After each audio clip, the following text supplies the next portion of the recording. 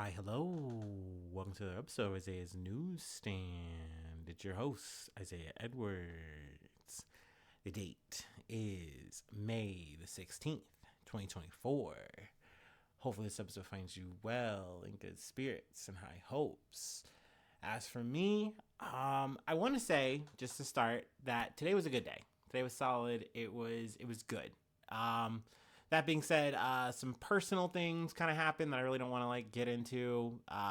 You know, kind of left me a little mentally, emotionally exhausted a little bit. So I'm sorry if I come in a little bit or a little bit mopey. And I'm sure people were like, "Well, why don't you just take the day off, dude?" I'm like, "Cause I don't want to. That's not how I'm built. I have news to cover, and I don't want to get behind on it, and it's important to me. And also, I just think that for me too, another thing that's important for me is to always keep moving. I know that in my past, I tend to let a moment sink my whole ship, and I'm really trying so hard these days to instead of doing that, to let the moment pass through me and feel better, process it as fully as I can, and not let it linger, not hold on to it for days on end or whatever, or maybe even eternity. I'm still that guy that holds on to some stupid social media beef from years back. I still remember some of these motherfuckers that I have on my block list, and that's crazy. You shouldn't give people like that, rent free space in your head, but I'm just I'm just wired for it, I'm weird like that, quirked up like that. But that being said, can't say it enough. I had a good ass day. Though it's maybe not gonna sound like it from the food corner. I didn't really eat much. I had some Fritos. I had two kinds of Fritos. I had so many Fritos. I had the honey twists because I was really just feeling those. I bought those, and then I brought some chili cheese ones from home, and I had a Nas. So, I've had that and some Swedish fish and some hot tamales yet again. So we're okay. It was just one of those things where I'd eaten, the little Asian food situation from yesterday at work, and I didn't really feel like eating again last night. So here we are. Anyway, I know this is a weird start to my pod, but hey, it happens. I get to get away with it because blog up front. So yeah, let's go ahead and do our startup. I'm gonna be real with you. I'm probably gonna riff through most of this shit. I really don't feel like hitting the notes. Do I ever? But you know what I mean. I think especially today is just it's kind of a working day, working day off. I don't know. But bear with me, and sorry for the low vibrations if that shows. I don't know.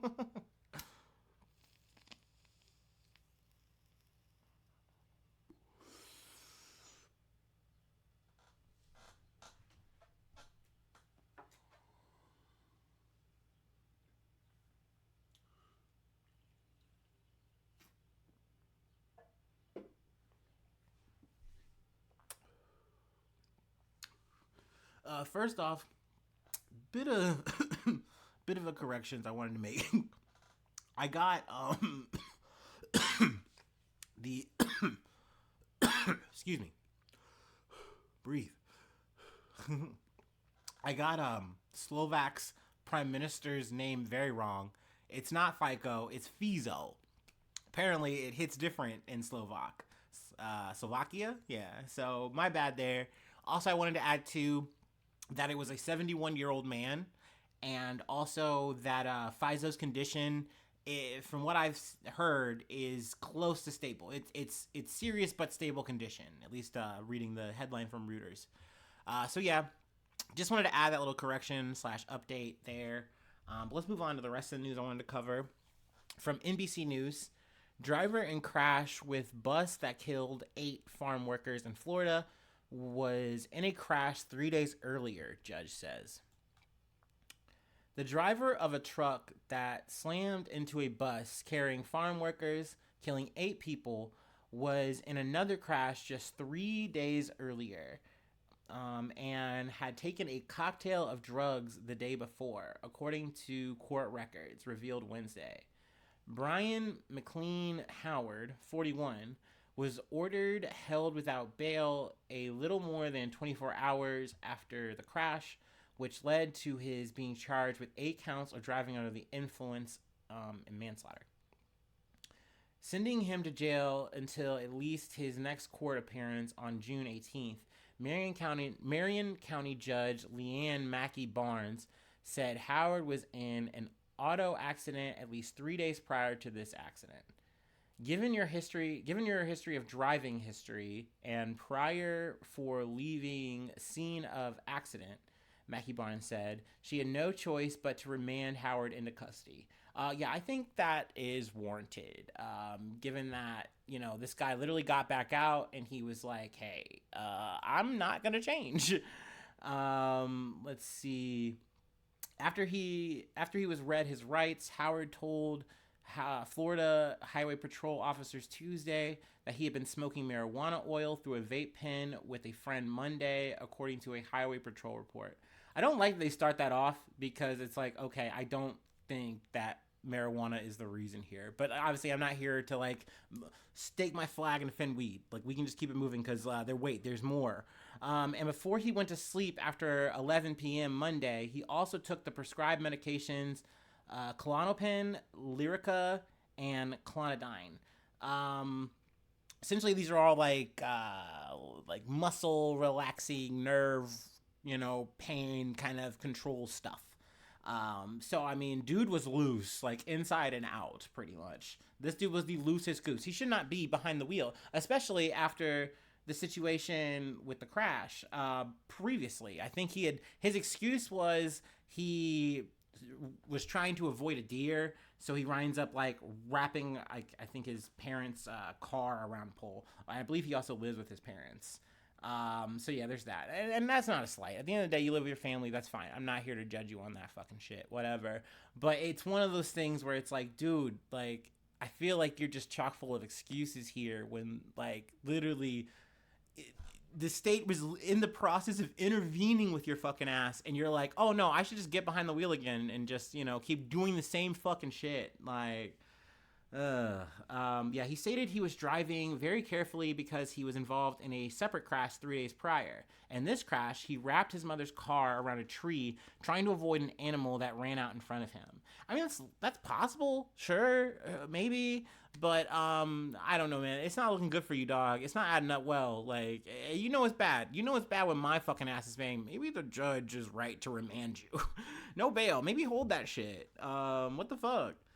A little more than an hour later, authorities said Howard still had bloodshot eyes and was slurring his speech, speaking to Highway Patrol investigators at Advent Health Hospital in Ocala. I'm sure I'm not pronouncing that right.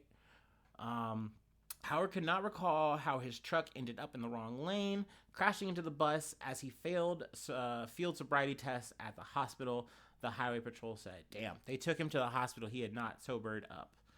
All 8 of those killed were Mexican and all had temporary H-2A visas for agricultural workers, Mexico's foreign secretary said on X late Tuesday. Obviously this is very sad. It's very unfortunate. I don't know. I don't really have any commentary on like what we can do here with the legal system in terms of that. Like this guy was literally in the process and he was like, dude, fuck it. I'm just gonna double down. I'm just gonna get right back in the car. Like he was on his Kenny Power shit. So I don't fucking know, man. But obviously it's very tragic. It's very sad that there was, loss of life here. And not to mention so many other people injured. About 50 other people were like on this bus, I think. That's definitely sad. Let's keep it moving. We got I missed this too. This is actually another thing I should have just lumped into yesterday, but I just forgot. From NPR, Biden and Trump will debate in June and September, but the terms have changed. President Biden and former President Donald Trump have agreed to a pair of presidential debates hosted by television networks, circumventing the schedule and traditional format proposed by the Commission on Presidential Debates. Biden and Trump will first debate on June 27th. The event, hosted by CNN and announced by the network and respective campaigns, will not feature an audience and will take place at CNN's Atlanta studios. The second debate, hosted by ABC News, will be on September 10th. A location has not yet been announced. So yeah, I mean, this is a little bit of an interesting happening. I'm not surprised that there were debates, but at the same time, I mean, you look at Trump in the whole nomination run, and he was like, "No, fuck it, I'm not gonna debate you guys. You guys are fucking losers. I don't need to." And he was fucking right. I literally, my speculation was he'll dodge maybe two of them, at least show up for one, right? Like he'll let the riffraff fall out, maybe wait till Chris Christie rolls out of the fucking competition, and then he'll show. He didn't have to show up to any of them in one decisively. So I think the conversation on everyone's mind was maybe Trump won't even want to. Maybe Biden won't want to because he is like the fucking crypt keeper right now, and like I don't. How's he even gonna fare, right? But I think for Biden and maybe the Biden administration, the camp, they're saying, you know what? No, we won those debates in 2020. Like we rocked that shit, or the last debates we had that. We're good. So we want them again. But they wanted to do them in a different way. I know Trump opted out of the normal debate path. I know I should have it here, but I don't. But there was essentially a normal, Commission on Presidential Debates. They normally run them and set them up, and there's like a whole kind of set up decorum. And Trump was like, fuck that, I don't want to do it. And even Biden's like, you know what? No, I don't want to do that either. I want it set up a different way. And I want it to be nonpartisan, no audience, this, that, and third. He had a whole little writer. And essentially, he came out talking shit on social media to Trump. Even throwing out, he's like, hey, dude, like, we could do it on a Wednesday. I know you're free that day. It's essentially alluding to the whole trial shit, because that's like his free day in the trial. Which we're going to be getting to the trial to wrap this up. So stay tuned if you're, a real Trumper or whatever. I don't know. Who cares? Anyway, Trump immediately responded on True Social. I love that he's sticking to the script. He's not going on X. He ain't touching that shit no more. And he's like, oh, I'm down. Let's fucking do it. And they got through the intermediaries. They're both serious, and it looks like it's happening. So, yeah, there's going to be the one with CNN. CNN says that they're not going to stream it out for everyone. It's only through them. ABC has said the opposite. They're like, hey, no, we're going to stream it out, and everyone will be able to use it, watch it, whatever, no problems. So there's that. I mean, granted, I'm not planning on live streaming or doing anything like that. I'm not that kind of project, okay? But obviously, I'll probably be talking about that shit post the debate. So yeah, I mean, interesting that the gauntlet was thrown down and accepted. Obviously, RFK Jr. is a little butthurt because he's like, oh, Trump and Biden are colluding against me because they don't want to see me in the same room with them. And I'm like, okay, you're right, dog, but like, dude, why don't you worry about your fucking dead brain worm or some shit, dude? Like, this is just the wackest third-party candidate I've ever fucking seen. And I'm really ragging on this dude because at the end of the day, he's not like a Nader or anything like that. There's nothing admirable about this man. Only thing that's really cool to him, in my mind, is that he can do a backflip and he's a Kennedy.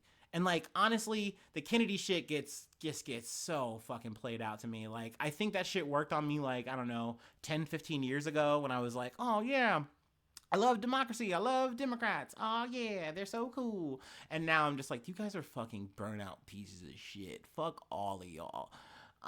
So yeah, my vibes are just different now, I just feel differently about these things. But that being said, I don't know. Who do I think is going to pull it out? I think Trump on the debates. Like, I really think that Biden, like, even I saw a couple of clips and pictures of Biden. Biden looked like shocked to be talking. Like, he doesn't look great, man. Like, I don't know, man. It's scary. It looks like a really scary situation if you care about someone winning and losing a debate and how it's going to affect your poll numbers and shit. But then again, maybe Trump falls on his ass and says things that people actually really hate, and they go, okay, this is why we don't vote for him. But hell, dude, I know there's so many people who are just so tuned out. They're so burnt out. They're not going to vote, period. They're not going to vote for either of these motherfuckers or RFK. They're not voting for anyone. So it really is going to come down to, like, probably the old fogies and shit. And even so, like, I can understand why people are just like, who cares, dude? I know I said this, I think, in the previous episode. So, I don't want to be too redundant. But, yeah, that's the thing. But let's move on. We got some state things happening. that I need to get mad about and talk about. From Axios. Governor Greg Abbott pardons ex-U.S. sergeant who killed BLM protester, Black Lives Matter protester. Texas Governor Greg Abbott, Republican on wheels, on Thursday pardoned a former U.S. Army sergeant convicted of killing a Black Lives Matter protester in Austin in 2020. Daniel Perry was sentenced to 25 years in prison last year for fatally shooting a U.S. Air Force veteran, Garrett Foster. So this kind of plays up to the thing I've talked about before, where we literally talked about another person, another man of color, who was just gunned down by fucking police. And it's like, yeah, we're still trying to figure out, you know, like, is he really guilty? Is it self-defense? And essentially that's more or less what Abbott was trying to lean this pardon on, even though, like, clearly Perry came through, I believe, with a fucking, like, car. Perry had driven into a crowd of demonstrators in downtown Austin, protesting violence. He later shot and killed Foster, who was legally armed with an AK-47 rifle. So, you know, he had his right to bear arms. And no, apparently that was literally used against him because he's like, oh, you have a gun, fuck you. And he gets blown away. You know? And Perry, who, in my mind, in my fucking opinion, should be in jail, is now just getting a literal get out of jail free card. Because, hey, this dude is just, he's preaching our language. He did that shit for the fucking culture and we love it. Like, that's crazy. And I mean, essentially, I guess this lines up with this whole stand your ground rules or whatever. Apparently, Tucker Carlson made a lot of yarn out of this shit. I'm not fucking surprised. I'm glad this dude is so fucking irrelevant that literally all he can do is hang out on Twitter and, like, try to brag about people, like, scrolling past his fucking videos. Like, that's important. Like, he's in the fucking vibe. Like, he's on the pulse. What a fucking loser. Honestly, fuck this Daniel Perry guy, too. Tomatoes for this guy. Yeah, of course. Attorney General Ken Paxton is a part of this. Americans across the country have been watching this case in Texas and praying for justice after BLM riots terrorized the nation in 2020. Our right to self-defense is enshrined in the Constitution. If you're white, essentially, if you're white and on the right side of the conversation, you can bear arms. That's really what is being said here in Texas. I'm not surprised. I'm not, but I'm damn sure fucking frustrated. So, you know, wanted to talk about that shit. I like I said before, I usually don't like talking about shit that's happened before my time podcasting. You know, this is like current events thing, but obviously this is a current event happening, and it's big enough to me to get my goddamn attention. And it just kind of goes to show that this shit, it just never changes, man. Like, and you think that the justice system is gonna throw you a goddamn bone just once, maybe, just a little, just a time. Here's a little crumb for your ass, and then they yank that shit back. Like, you know, once again, not goddamn surprising. But yeah, let's keep it rolling. From CNN, Supreme Court allows second majority black district in Louisiana over liberal dissent. I really don't want to stick too hard on this. Y'all know if there's some Supreme Court shit. Also, I think that they like okayed some Obama era thing or something. I'm not even trying to get into the weeds on that. Like, by all means, you look it up and you come and tell me. Please, be a good newsie and just update me or something, because it just seems really boring and not that relevant. And I've said this before. There are times where the Supreme Court, despite being a supercharged, you know, conservative majority, they will do the thing, like I just said in the previous article, of just throwing out some bones and giving some crumbs to the people. Like, oh, okay, you guys have some merit here. Like, we shouldn't be like, you know, approving this conservative ass bullshit. We should lighten up. And they let that shit slide. But even so, in this situation, I'll get into maybe a little bit more details. Or at least what I think. The Supreme Court paused a chaotic legal fight over Louisiana's congressional districts in a brief order Wednesday that will likely allow the state to use a map in this year's election that creates a second majority black district and benefits Democrats. So overall, just for saying up top, I think this is a good thing. I don't know if it's going to get fought like the situation that is taking place in like Alabama, where they're like, I know you guys like had a ruling, but we're going to fight you guys a little bit on that. We're going to just do our own thing and then let that shit bounce back to the Supreme Court and see what happens. Why not? So it's just funny how, like, even if things go the way, yet again, the way you think that they should, they just don't. They just say, fuck it. So, we'll see. But overall, I do think this is a good thing overall.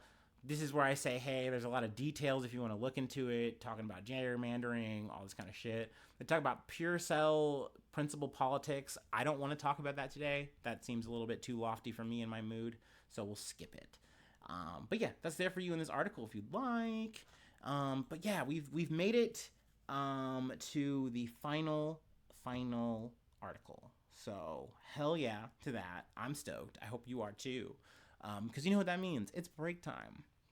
And I'm gonna rehydrate. I'm gonna take my break. I hope you take one with me. I'd really like that. It'd be nice. It'd be nice not to take one alone. You know what I mean? But if not, I understand. If you're at work, I get it. I get it. Maybe you're driving. Maybe with the kids, you're putting them to bed. I don't know. But hey, don't mind me. Give me a sec.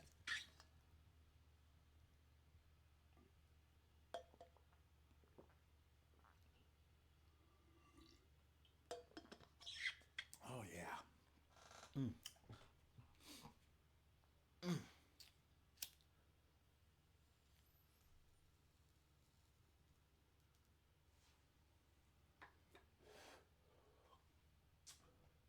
Oh, while I'm thinking about it, physical update. I'm feeling even less sore than yesterday. Definitely just not doing the whole shake, weight, shovel routine. I was just like, you know what? I'm going to let the machine do the work. They are not paying me enough. I just simply reminded myself. And it really did wonders.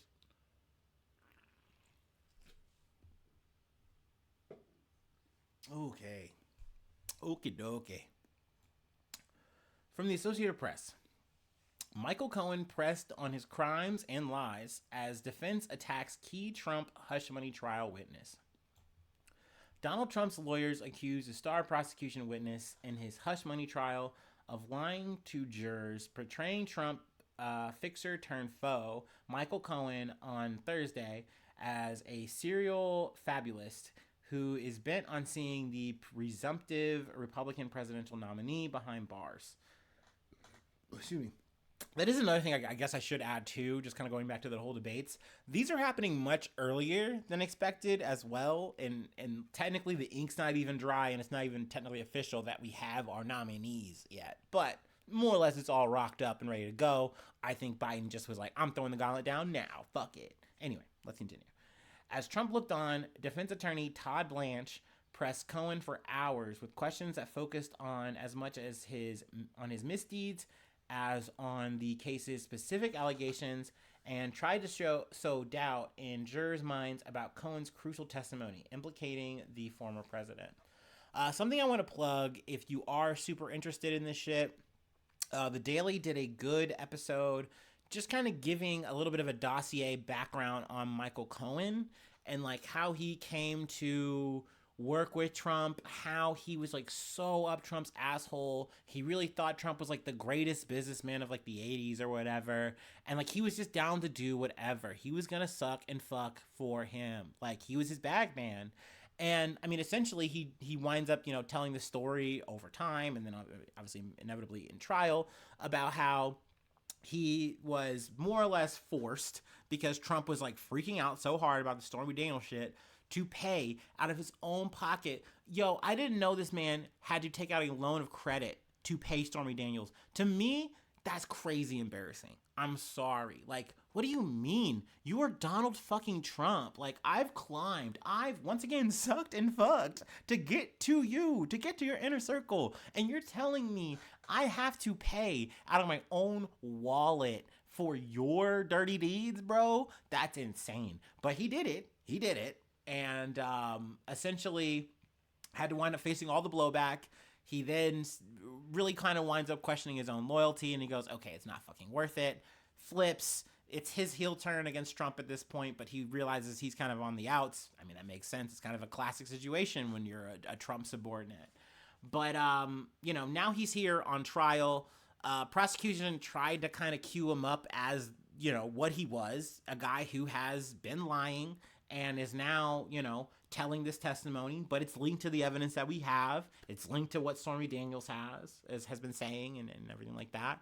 So, I mean, I think all of this lines up, but for the defense, for Trump's team, they are trying to do the same thing that they did with Stormy Daniels and try to be like, you are an enemy of Trump, right? Like, you have in posts, in podcasts, at least, with Cohen's sake and everything, you've gone out of your way to say how much you hate Trump. Like, you're an operative in this case. So how can we believe what you're saying has any merit when literally you said you want to see this guy go down? Like, you want to see him go down hard. I mean, my rebuttal to that is that it does seem that evidence seems to corroborate with that these two people, I don't think, hate him so much that they're going to collude with each other. Because once again, Cohen needed to get his money back. Like, that's why this shit is all on the record. And you have to kind of admit that, like, yes, we did pay you. But from Trump's team, they're like, we paid you as a lawyer to do what you were doing, which is crazy. Like, what do you mean? So anyway, more or less back to Todd Blanche. He tries to paint this brush that, like, you're just a liar. You're just making shit up. But also, Michael Cohen is a just proverbial shit talker. So he's talked shit about the defense team. And I think Todd Blanche fucks up a bit and gets a little bit too self-invested. And hey, buddy, I get it. Okay? As a man who feels and cries, okay? I get it, brother. But you have a job to do. And you're getting paid a lot of money. And I could not imagining fumbling the Grand Emperor Donald Trump's fucking trial because I got mad over a fucking dusty ass lawyer's post. Come on, bro. Like, get your head in the game. But yeah, this jammed him up, and I think he just kind of got a little too in the weeds and couldn't really pin the tail on the donkey. But I'm once again going to tie this back to my main kind of thoughts on this trial. It doesn't matter. Because at the end of the day, it's the jury. I mean, I can give you my predictions or whatever, throw that shit out the window. Who gives a shit? It's going to come down to, do they believe Cohen? And really, I don't even think it's really that. It's like, once again, are you here to convict Trump or not? Like, it's kind of one of those things. I kind of hate to say it because you'd love to be like, oh, this is a justice thing. Da, da, da, da. I don't really think so. I really do think that Trump is just such a polarizing guy that, like, it's just gonna wind up boiling down to that when these jurors sit in the room and actually wind up deliberating. I mean, maybe we'll see, and we get a verdict, and maybe, like, some jurors actually wind up squawking in an interview or something, but that's not for today. We still got more trial and stuff to go. I am curious to see if Trump's defense team is gonna bring up anybody. They might just rest their case now that the prosecution is done with their witnesses, that they're done. That's run through. So yeah. Speaking of done and run through, we're going to call it an episode there. Okay. Yeah. Nice. If you'd like to become a newsie, help out financially, patreon.com/Isaiah News, become a newsie today. Free ways to hit me up, send feedback, whatever, IsaiahNews1@gmail.com. And feel free to follow me on the podcast on any other socials that you're on. Hopefully you subscribe to the YouTube. Really helps out a lot.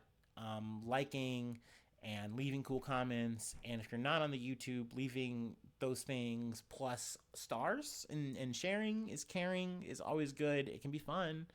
And but overall, I really do just appreciate y'all for coming in and listening to me. I know sometimes, I'm sure, especially if you're a new listener or something, you're like, wait, did I really just come into someone's like fucking sob story? Like, what the fuck? And it's like, yeah, but like, let me cook a little. It's not gonna be the best meal, but like, let me try, let me try to edutain you, please. But no, truly, I appreciate you for just hanging out and tuning in and being a friend. But yeah, hopefully I see you soon for some more good news. I love ya. Bye-bye. Mwah.